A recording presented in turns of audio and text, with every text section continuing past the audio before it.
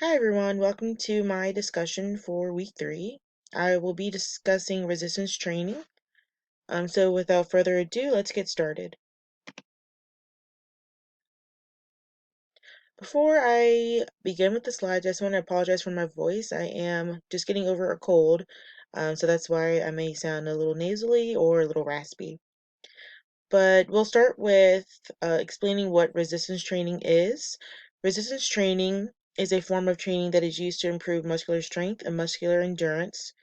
Resistance training works by causing your muscles to work against an external force. For this discussion, I decided to use the models from acefitness.org to demonstrate the exercise movements.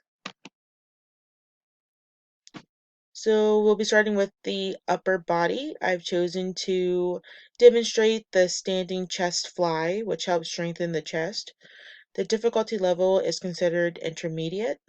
The equipment needed are resistance bands, cables, and you can use dumbbells as well. You'll start by placing the 2 cables above shoulder height, put a handle in each hand, and move forward so that both arms are stretched out to the sides. Next, with your elbows slightly bent, bring both hands to the front of the body. While your hands are together, pause for a few seconds, and then slowly return to the starting position.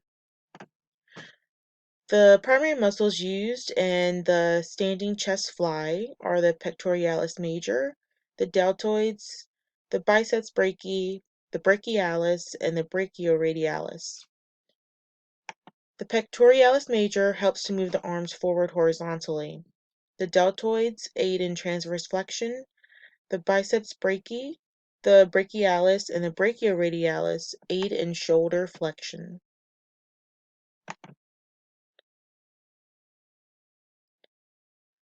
Next, we'll focus on the core muscles.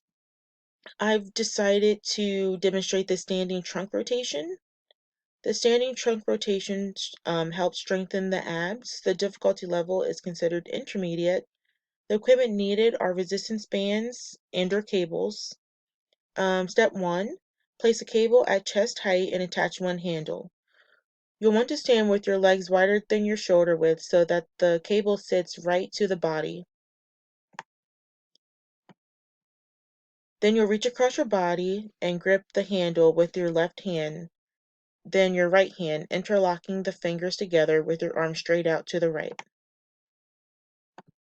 Step 2, with the body centered on the right leg, push the right foot into the ground and shift the weight of the body to the left leg while rotating the core and chest, keeping the arm straight forward during this movement.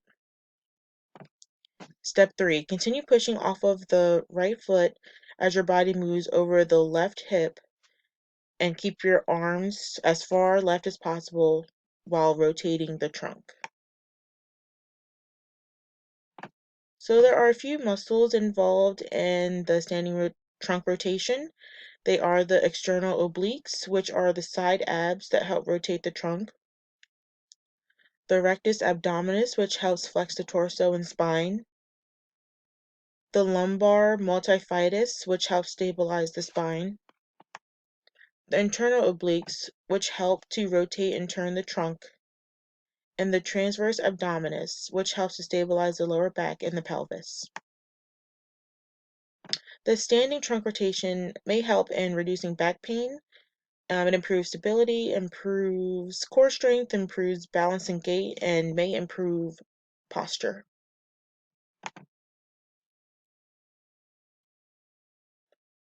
Lastly, we'll focus on the lower body. I've chosen to demonstrate ankle flexion.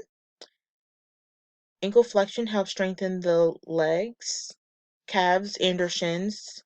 The difficulty level is considered beginner. The equipment needed are resistance bands and/or cables. To begin, you want to sit in the seated position, putting one leg in the front.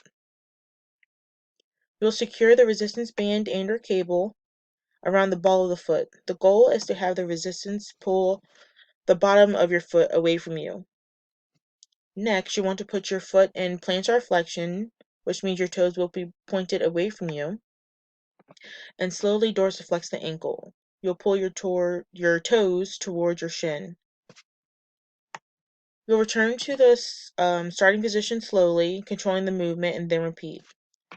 A few tips for ankle flexion are to mainly involve the ankle. It's important to minimally involve the knee. If you do, the exercise won't be as effective. You should also try to keep your foot slightly toward the shin so that the exercise is more effective. There are a few muscles involved in ankle flexion.